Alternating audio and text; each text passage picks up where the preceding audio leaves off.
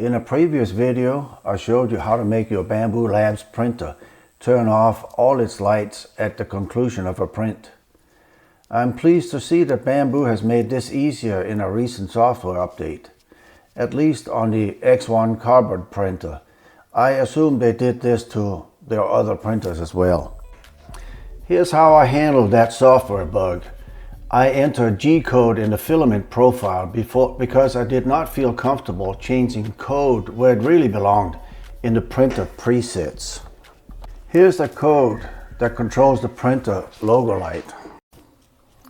If you added this code, you can now delete it because Bambu has added it to the machine code right here. Again, this is where it belongs. I do not recommend editing this machine code because these profiles are updated with every Bambu software update. Additionally, if you entered bad code in these profiles, you could potentially damage the machine. As for controlling the chamber lights, nothing has changed. You simply make sure the light is off before printing, as shown here from my previous video.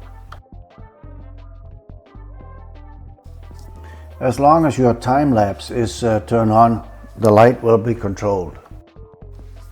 One of the reasons I'm still happy I spent the money on a Bambu Labs printer is the constant improvements the company makes through the updates. In the beginning, I had to make quite a few tweaks to some of the filament profiles, especially the PETG profiles.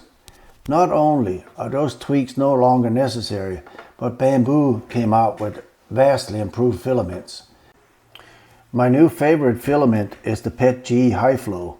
This filament generates awesome results with few or no print issues, and it's priced just as reasonably as the PLA filament. And no, I am not affiliated or sponsored by Bambu. I just happen to really like my machine and what it has done for me. Keep on printing, and please leave a comment if you have some tips we can all use. I hope to see you in another video soon.